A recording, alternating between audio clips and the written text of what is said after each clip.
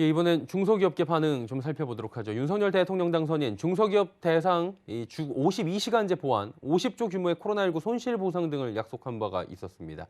이에 중기업계의 기대가 그 어느 때보다 큰 상황인데요. 경제산업부 정세미 기자 연결해서 하나하나 좀 짚어보도록 하겠습니다. 정 기자 나와 있습니까? 네, 안녕하세요. 예. 일단 뭐 공약부터 좀 짚어볼게요. 52시간제 개선, 손실보상 보상금 확대 등을 지금 약속한 바가 있었는데 구체적으로 지금 어떤 내용이 담겨 있었습니까? 네, 윤석열 당선인의 중소기업 공약의 핵심은 50조 규모의 코로나19 손실 보상입니다. 중앙선거관리위원회에 제출한 정책 공약집에 따르면 50조 원 이상의 재정 자금으로 코로나19로 인한 소상공인과 자영업자의 손실을 전액 보상하겠다고 약속했습니다. 50조 원으로 보상금 규모를 높이고 국세청 등이 보유한 자료를 근거로 지원액의 절반을 우선 지급하는 선 보상 제도를 시행하겠다는 계획입니다. 중기업계의 우려가 높은 주 52시간제도 개선합니다.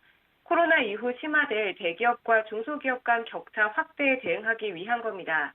중소기업 생산성 향상 지원 특별법 제정과 함께 주 52시간제를 개선하겠다는 의지를 밝혔습니다. 특히 총 근무 시간이 유지된다면 근무 형태와 업종 특성에 따라 탄력적으로 주 52시간제를 적용하겠다는 방침입니다. 혁신 벤처단체 협의회의 수건과제였던 복수 의결권 제도도 도입합니다. 이를 통해 글로벌 기업 환경에 맞게 기업 관련법을 정비하겠다는 겁니다. 또한 혁신 벤처기업과 중소기업 지원을 위해 연 10조 원 규모의 모태펀드를 투자합니다. 이외에도 대기업과 중소기업 양극화 해소를 위해 대통령 직속의 상생위원회를 설치하고 민간위원장의 중소기업계를 대표하는 인사를 영입할 방침입니다. 예, 중소벤처 소상공인 업계 각각 차기 정부를 향한 다양한 정책 지원을 쏟아내고 있는 상황인데 중기업계 반응은 지금 어떻습니까? 네, 중소기업계는 새 정부의 핵심 국정과제로 대중소기업 간 양극화 해결을 꼽았습니다. 차기 정부 중소기업 핵심 정책과제로 주 52시간제와 최저임금 개선, 그리고 중대재해처벌법 입법 보완 등을 제안했습니다. 특히 획일적인 주 52시간 근로제를 업종별, 기업별로 차등 적용해 코로나19로 인한 인력 공백에 대응할 수 있도록 해야 한다고 요구했습니다.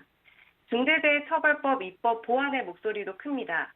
법 자체가 예방보다는 처벌에 초점이 맞춰져 있기 때문입니다. 대기업과 달리 자금 여력이 부족한 중소기업들은 안전관리를 위한 투자가 어렵고 관련 인력을 충원하기도 힘들다는 겁니다. 이외에도 민간 공공분야 납품단가 제각받기와 탄소 중립과 환경, 사회 지배구조 지원 등을 요구했습니다. 윤석열 당선인은 지난달 중기중앙회 찾아가지고 뭐 중소기업 정책 비전 발표한 부분이 있었잖아요. 중기중앙회도 오늘 대통령 당선인 축하 입장을 밝혔다고 하는데 좀 구체적으로 말씀해 주시죠. 네, 중기중앙회는 윤석열 당선인이 한국 경제와 중소기업 현실에 대한 이해를 바탕으로 실효성 있는 중소기업 정책 비전을 제시해왔다고 평가했습니다. 그러면서 대중소기업 양극화 해소를 최우선 해결 과제로 꼽았습니다. 중기중앙회는 오늘 오전 논평을 통해 과거 한국 경제는 대기업 중심의 성장 전략으로 대중소기업 양극화가 심화되고 중소기업의 창의와 역동성은 저하되어 있다고 지적했습니다. 이어 이제는 0.3%의 대기업이 전체 영업이익의 57%를 차지하고 99%의 중소기업은 25%에 불과한 불공정하고 비상식적인 경제구조를 바로잡아야 한다고 강조했습니다. 당선인이 대통령 직속 상생위원회 설치와 중소기업계 인물 위원장 임명에 대해 세 차례 약속한 점도 강조했습니다. 중앙회는 이는 대중소기업 간 상생문화 정착과 양극화 해결을 위한 제도적 기반이 될 것이라는 입장입니다. 또한 주 52시간제와 최저임금 개선, 중대재해처벌법 보완, 그리고 디지털 전환 및 혁신 역량 강화 등 중소기업계가 요구해온 과제들을 대부분 공약에 반영한 만큼 688만 중소기업 성장 시대가 만들어질 것이라며 기대감을 드러냈습니다. 이외에도 중소기업계도 끊임없는 혁신과 성장을 통해 코로나 위기를 넘어 좋은 일자리가 넘치는 행복경제 시대를 열어가는 핵심 국정 파트너가 될 것을 약속한다고 강조했습니다. 예, 마지막으로 소상공인 자영업자들의 목소리 들어봐야 될 텐데요. 코로나19로 가장 큰 직격탄 타격을 맞은 분들입니다. 현실적 대책이 가장 필요할 텐데 이분들 어떻습니까? 네, 소상공인과 자영업자는 코로나19로 인한 현실적인 문제를 먼저 해결해 줄 것을 강조했습니다. 영업시간 제한 해제와 손실보상금 대폭 지급 등인데요. 소상공인연합회는 최근 주요 정책 입법 현안으로 이 소상공인 손실보상법 개정을 내세웠습니다.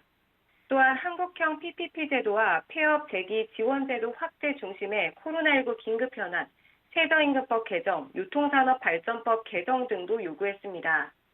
이외에도 온라인 플랫폼 공정화법 제정과 소상공인 복지법 제정, 소상공인 공제조합, 종합지원센터와 정책연구소 설립 등이 필요하다는 입장입니다.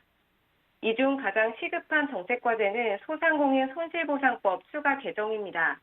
이는 지난해 7월 제정에 현재 시행하고 있는데요.